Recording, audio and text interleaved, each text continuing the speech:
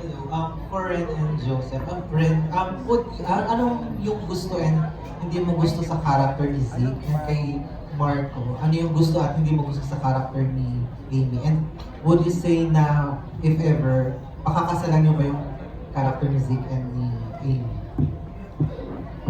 Kung ano yung gusto at hindi gusto ko sa kanya. Kay Amy, as Amy. Kay Amy, yung gusto ko sa kanya, I guess yung pagiging genuine niya. Talagang mabait na tao si Amy. Sobra yung, wala siyang wala siyang bahid ng kasamaan. Talagang, kumbaga sa color, she's white. Siguro yung part lang na hindi ko gusto, talagang tatanga-tanga siya. As in, I cannot stand a person like that. You know, parang hindi, syempre kung meron ka mang magiging girlfriend or gusto mong pakasalan, you want to be a power couple. Somehow yung matututo ka din, it's gonna uplift you, not to bring you down. And so, siguro yun yung hindi ko natatanggap. Why? Hindi naman ganun. Sorry. Ayaw mo yun, tatanga-tanga siya. Kit kaya. Ako naman, honestly, si Zeke, hindi naman talaga siya bad. Hindi siya masamang tao talaga. As in, si Amy yung nakakita nun, yung pagkatao ni Zeke na hindi nakikita ng karamihan. Actually, very human siya. Very, sabihin natin gray, pero human siya, may puso siya. So yun yung pinaka nagustuhan ko sa kanya, na parang kahit sa kabila ng kung gaano man ka dark yung mundong meron siya, meron pa ring lightness within him na sobrang pinakita niya kay Amy nang hindi niya actually sinasadya na ipakita yon. Pero dahil si Amy na-appreciate siya at minahal siya, so syempre makikita mo yon, diba? Na parang may mga may ganung sides talaga ang bawat tao na parang akala mo eto lang siya, pero hindi pala.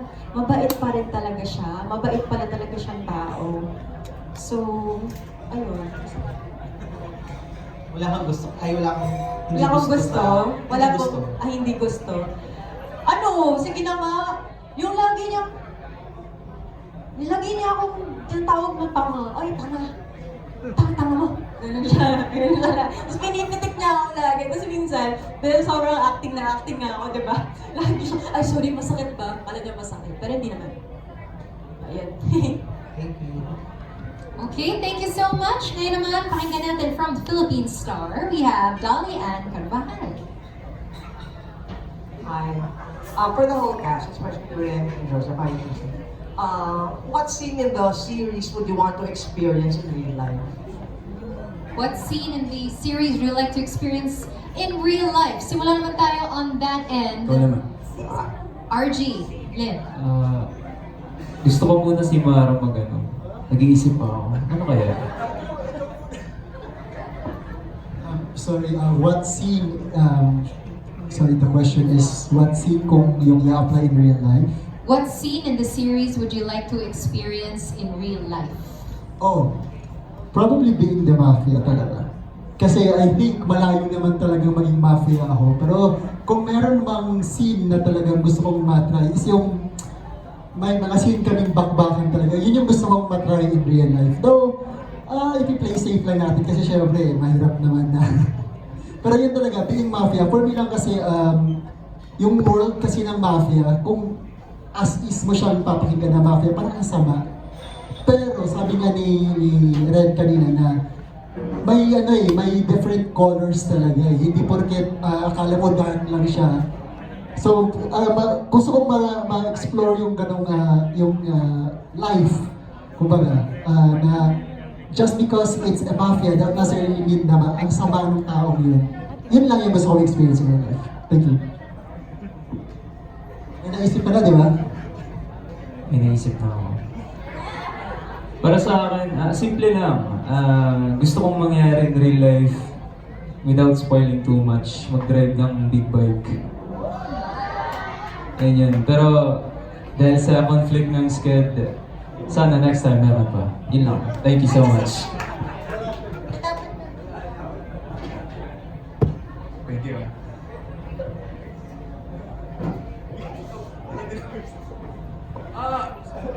Siguro po yung barilan scene. Pero imbis na totoong baril, Nerf gun na lang.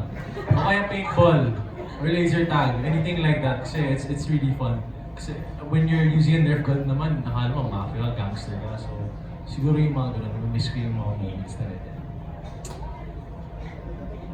Ay, may naisip na ako. Same with Frost, tsaka yung mga bakbakan na madaming kalaban niya. Pero syempre hindi ako mabubugbog. Ako yung mabubugbog. Ganun. Parang aangas kasi tignan. Okay, Kyosu? Ako naman po, siguro yung wealthiness ni Sir Zeke Roswell and also yung pagiging mafia. Ayun. Ako naman, gusto kong maranasan maging Sebastian Lerwick. Ano kasi sobrang gentleman niyang tao eh. Diba? So yung mga, lalo na yung mga eksena kasama si Misha, yun yung mga favorite ko eh. Hindi, walang spoiler, hindi ko sasabihin. Pero syempre, may mga eksena sila. So, yun, Sebastian Lerwick, or kahit si kahit, huwag na lang pala. Sa akin naman yung yung may kaibigan akong makakakilala ng isang mafia, tapos mabait siya sa aming lahat. Tapos pupunta niya kami sa beach, sa ibang bansa, kasi kasama namin yung kaibigan niya. Yun, gusto ko maranasan rin yun. Coming over to Aliyah.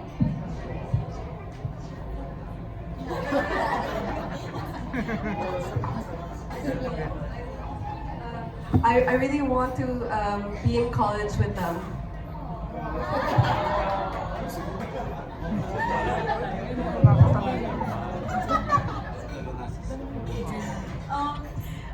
We just shot recently sa mansion ko. So, I think yung lavish life ni Kylie. But yes, walking into the mansion, ganun. I want to experience that. Ako yung gusto kong ma-experience isn't my characters, because my character is kind of like masungit all the time. Ang gusto kong ma-experience is maging Amy. I would want to experience like kahit like aanga-anga. Yeah. Ilalove ako unconditionally and i-accept ako unconditionally. Sa bugto daw. Oh, Yung tayo. Sinong tayo. tagal naman.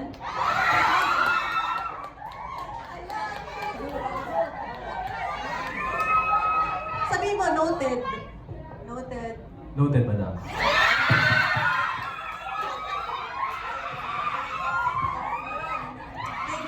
For that question. Miss Dolly, thank you for another great question. Palagi kong inaabangan yung question mo. Yung gusto kong ma-experience, I think all of us can agree. Sino ang gusto maging bilyonaryo dito? All of us. And of course, to be a CEO. Miss Kai, billionaire. Gusto rin niya.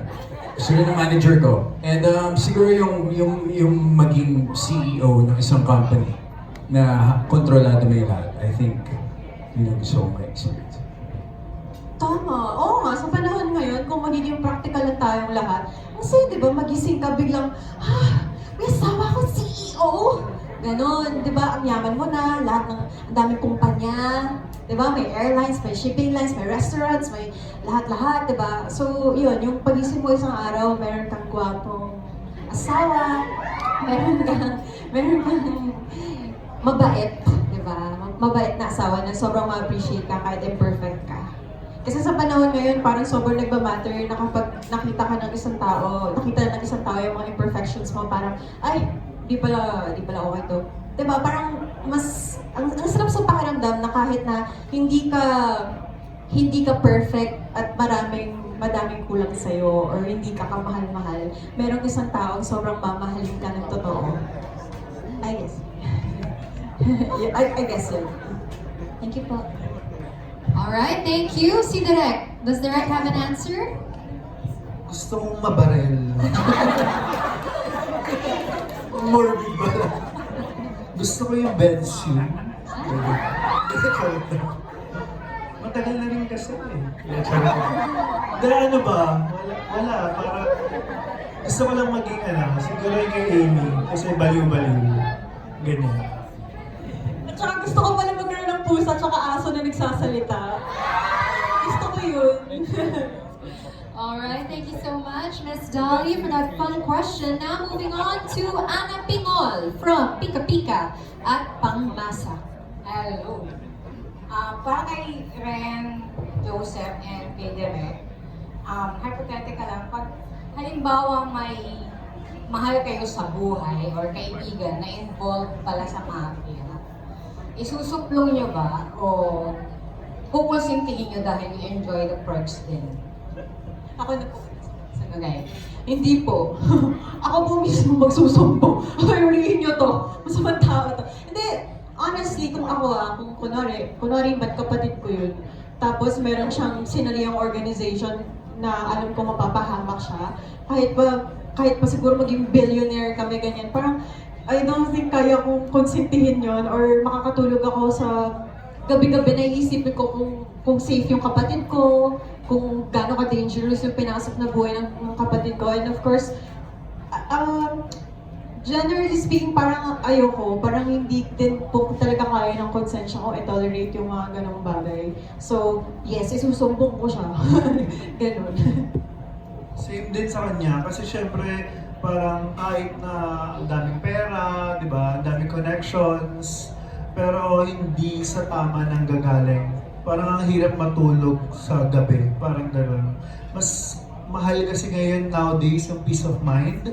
Lalo na ang ingay ng social media, ang ingay ng mundo, may gera, di ba? So parang kung makakatulog ako ng maayos sa gabi-gabi, na wala akong inaalala sa mga mahal ko sa buhay, sa sarili ko, mas pipiliin ko yun, yung lumayo sa mga ganong klaseng bagay. Actually, I very much agree dun sa mga sinabi nila. I feel the same way. And aanin mo ang pera kung hindi ka naman makatulog sa gabi.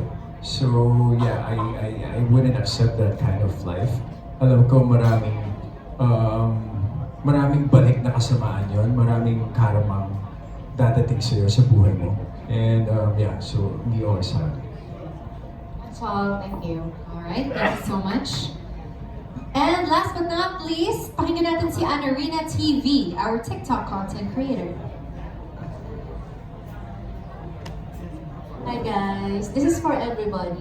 Lenten season na ngayon. So, what do you think, paano mag-o-observe ng Lenten season yung characters niyo?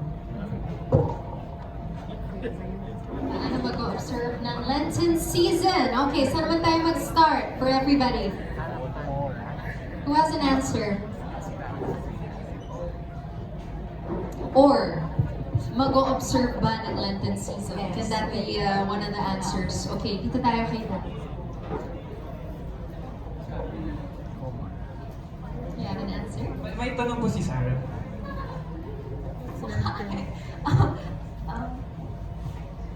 I feel like Frost would like to answer first. I think they're asking, ano daw po yung Lenten season? Actually, we're all here like asking each other. But we just found out that it's Sorry, Holy yung Week. yung ano ngayon, di ba? Mahal na araw. Oo, mahal na araw. Yes, Holy Week. Okay, okay. Holy Week. Sorry po. Yeah. How do you think your character will observe the Holy Week? Okay. Kasi some people, they abstain from meat. Hindi ba? Yung iba naman, nagpapapako sa cruise. Okay, so all of that, are you that intense? Okay? Sige, who has an answer?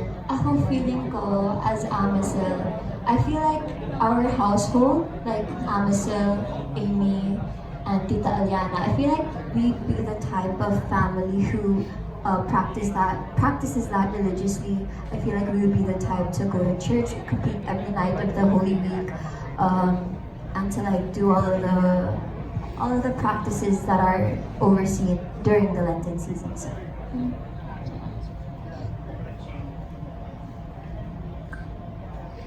Okay, I see. I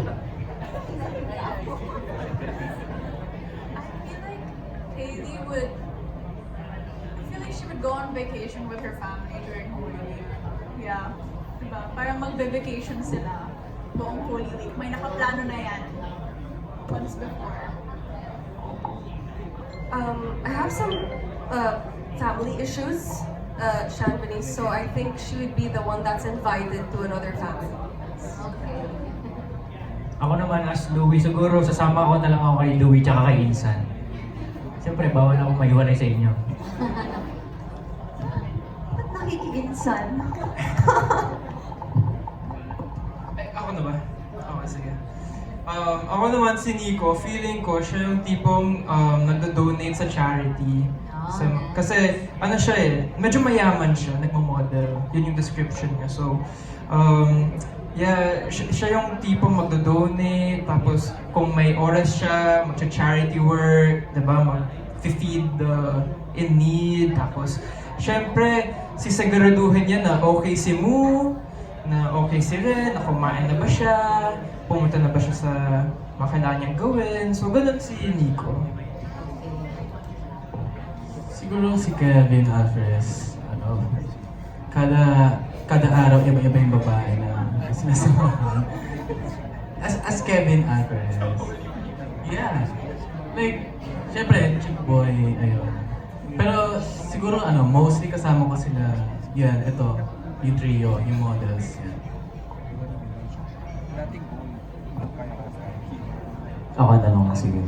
Si PJ kanina nagbumulong sa akin eh. Nanonood na naman ng movie. Pero anyways, sa akin siguro as Jacob Lee, I think, pumupot ng church with the boys, siguro nag-prepare. Oo, tama. Nag-text siya sa akin eh. And siguro since Jacob Lee can hack devices, work from home muna. Pagtawagan ako ni boss, Holy Week naman eh. Ganun muna ako sa bahay, work from home. Ako naman as Vash Ballstridge, I think matutuwa ako kasi magpapahinga si boss sa pagbugbog sa akin. And probably by that time, nagpapagaling pa ako kasi may bali somewhere kung nasaan man yun. So, dahil bundado tayo, masaya ako sa Holy Week for sure. Magpapahinga at magtatago. Boss, Holy Week naman!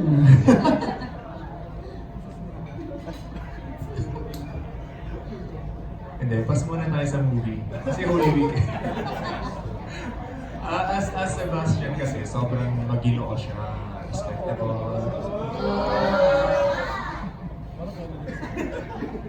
Ayun, gentleman siya. Siguro nasa, lang ako, nasa bahay lang nagpapahinga, hindi nang judge ng tao kung ano man yung ginagawa nila sa buong Holy Week.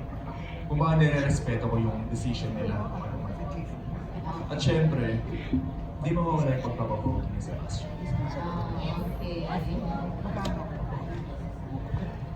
Bilang kaiser po, I think this character, for those who don't know, he owns an alcohol business. So I think, as him, titigilin niya muna uminom. Pero after 4 days, mag-relapse siya. Bibili siya sa bote. Feeling ko, I feel like after 4 days, biglang mawawala sa isip niya, he opens a bottle and start drinking. Ako muna.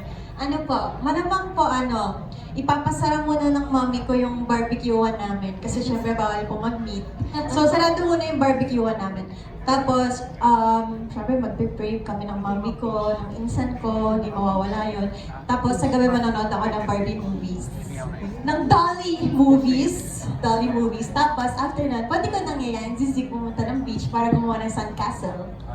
Yan. Well, knowing Zeke na hindi naniniwala sa higher power, I guess, feeling ko susunod siya kay Amy. Kung ano man trip ni Amy. Kasi napag-ihaw niya nga ng barbecue tsaka nakapagpaypay na eh. So what more pa kaya na, samahan siya sa length ng season. Si Direk. Ang character ko. As Direk. As a gay person. Mag-Vietnam, Ho Chi Minh. Maghahanap ng mga doon, singket. So yun. Pero mag-Vietnam talaga ako sa Sabi ko, huwag muna tayo mag-shoots hanggang April 7. 8 na tayo bumalik. Yun siya. Thank you. Thank you, Anarina T.